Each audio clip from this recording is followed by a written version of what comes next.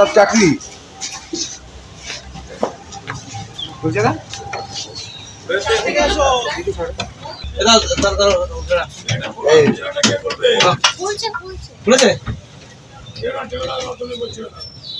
টাকা নিয়েছেন কাউ থেকে? না, টাকা নিয়ে কতজনকে চাকরি দিয়েছেন দিদি?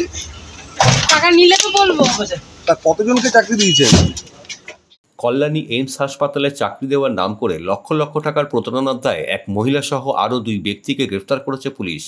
পুলিশ সূত্রে জানা গেছে, ধৃতদের নাম সুব্রত ব্যানার্জি, রিপবল্লভ কর ও মৌসুমী দেবনাথ।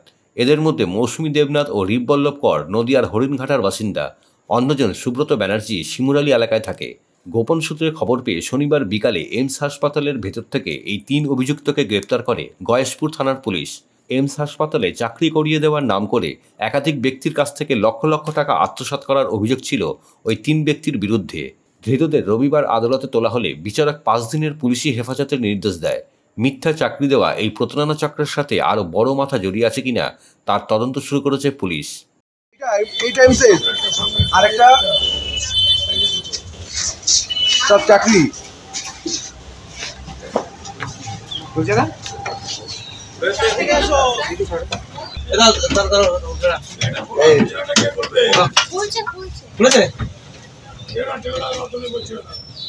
টাকা নিয়েছেন কাউ থেকে? না, টাকা নিয়ে কতজনকে চাকরি দিয়েছেন দিদি?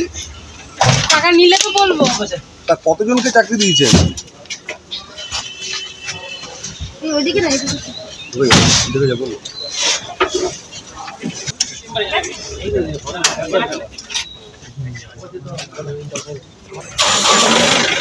নাম দিয়ে দিচ্ছি একটু করে।